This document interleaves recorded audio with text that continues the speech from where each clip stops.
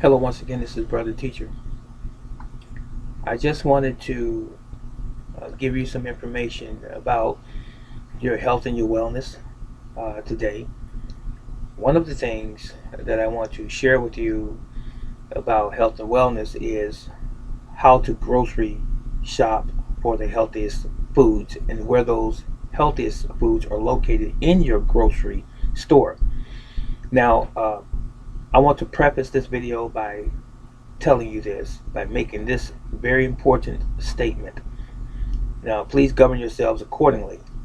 Please understand, comprehend that every business is in the business, every corporation, every company is in the business to do what? Make money. Now, where the rubber meets the road is your ethics in making that money.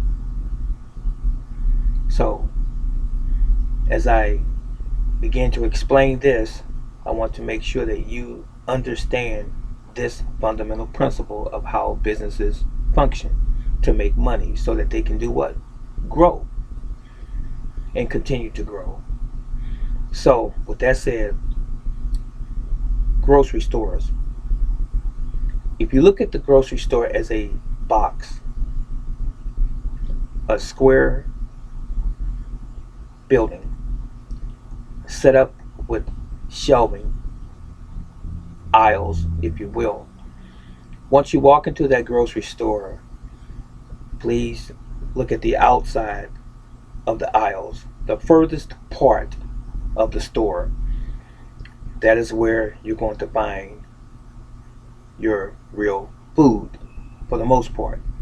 You will find your meat department, oftentimes your bread section, and you're going to find more than likely your produce, your fresh and even organic fruits and vegetables. That's your real food for the most part. Within the middle of the store, starting from the middle and spreading out to those outward parts of the store, as I just pointed out, you will find everything else. You're going to find your packaged food products, your boxes, your cans or canned goods, your jars, your frozen, within the center of the store. Now, it is set up by design that way so that you can purchase all of those items for the most part. You see, the fresh vegetables and fruits, for example, that are sitting on the outside of the store, that is where you're going to find your best food in terms of health. Now, I've heard people talk about organic or organically grown foods or vegetables and fruits. Please understand this. Anything that grows from the earth is organic. I'll let you rest with that for a moment in your head. It is organic. If it comes from the earth naturally, from a vine, a tree, a bush, any type of plant or flower, it's organic. So why do we call it an organic section in the produce section? Well, it is because oftentimes lack of education for some, or it's just convenient to say or to use that term. What they mean when they say organic as it relates to the produce section is because, or any other section for that matter, but mainly produce, is because it's not sprayed, or they say that it's not sprayed or treated with chemicals, pesticides, herbicides, fungicides, and so forth, glyphosate and or Roundup, commonly called. It's not sprayed and treated with those things, and they call that organic. No GMOs, this type of thing. It is grown naturally.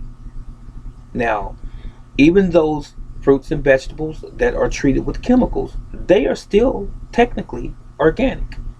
They just have been treated and sprayed with chemicals. Just a footnote. Now, as we get to the center of the store, where you find your packaged foods, they're packaged for a reason.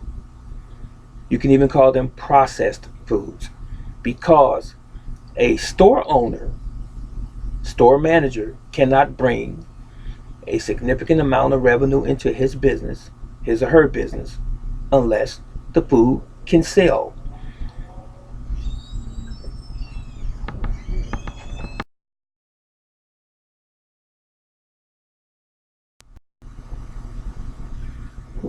Now, don't forget what I said earlier. Businesses are in the business of making money. So, when you find packaged products in the middle of your store, they are full of preservatives to keep them on the shelf longer. How are they going to sell product if it spoils in a couple days or a week? So you cannot keep up with the demand for the supply if you don't have the product, right? So, in their finite wisdom, manufacturers of food, that is, in their finite wisdom, they created a method to keep foods longer on the shelves, in the refrigerators, and even in the freezers.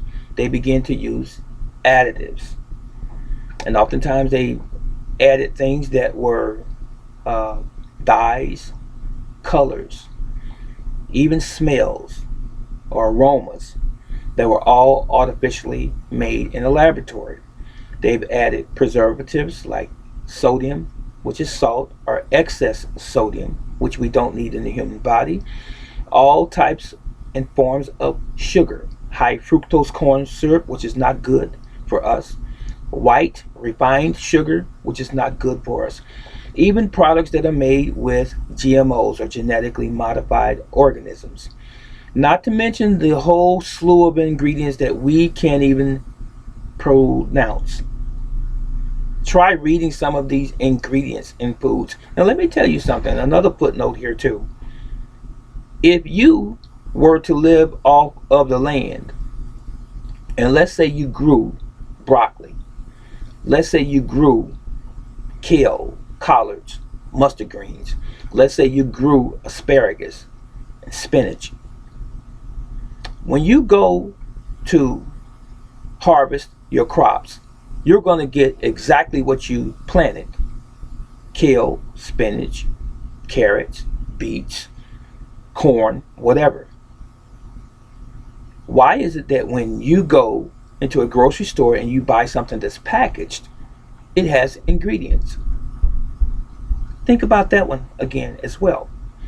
Ingredients. So if I buy something that's supposed to be apple juice, shouldn't it be just apple juice? It should not have any additional sugar added to it. Shouldn't have high fructose corn syrup added to it. Shouldn't have any sodium added to it or any other artificial flavoring added to it. Do you get my point just with that simple example?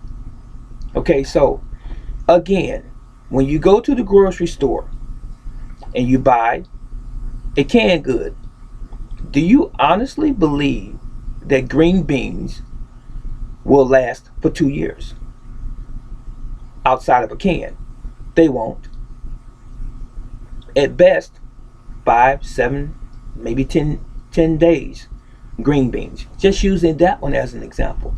So, if we're going to make it convenient and put it in the can, what they do is they vacuum seal the can and they add salt, which has historically been used for many, many years, thousands of years, as a preservative.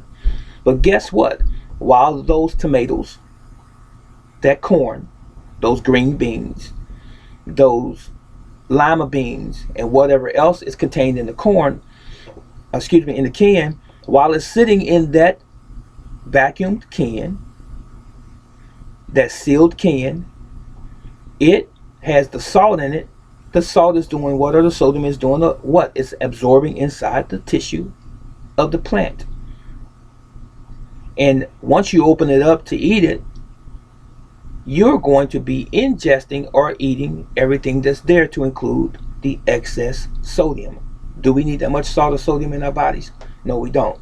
Now, I would always suggest to people that make sure that when you open canned goods, if you use canned goods, to make sure that you rinse the water out of the can first, and then add some fresh, pure water to your beans or your produce, whatever it is that's in the can, and you go from there. Of course, in a non-aluminum pan, if you're going to boil or heat up, I should say, your vegetables, you want to do that.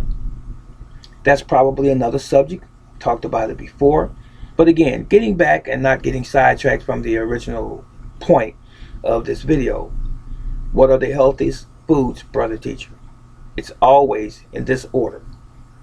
Fresh, organically from nature. That's the healthiest food that you will find in your grocery store. And that's going to be primarily in your produce section. And if it is not convenient, or you may not have the time and you want to preserve your vegetables a little while longer, go to frozen second. And always do your canned good last. So fresh from the garden, frozen, cans last. Now, be mindful now when you're buying something that's in a box, and when you're reading anything that says artificial flavoring, coloring, artificial anything that's artificial or anything that's added, it's not real food. Please wrap your brain around this very simple concept. It's not real food. People make food products. They contain a portion of that which is biological. Everything else has been manufactured and or created for taste, color, and appearance, or flavoring, and for what you see with your eyes, for appearance, as I said. So bear this in mind. Just because it looks good, just because it tastes good, does not necessarily mean that it is good for our bodies.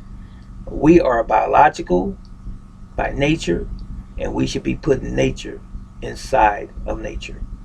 It's really that simple. If you follow this very, very simple concept and or principle, you can't go wrong. So what it's going to require of you is that you change your paradigm, the way in which you see food. Understand or comprehend what is actually food and what is a food-like substance. There's a distinct difference. Everything that's in the grocery store that you consume via your mouth, that you chew or ingest and you swallow, it's not real food. You must understand this, ladies and gentlemen. Now let me close with a good example. Do you think that when you buy a cola out of the grocery store, a orange soda or a root beer soda, do you think that's food?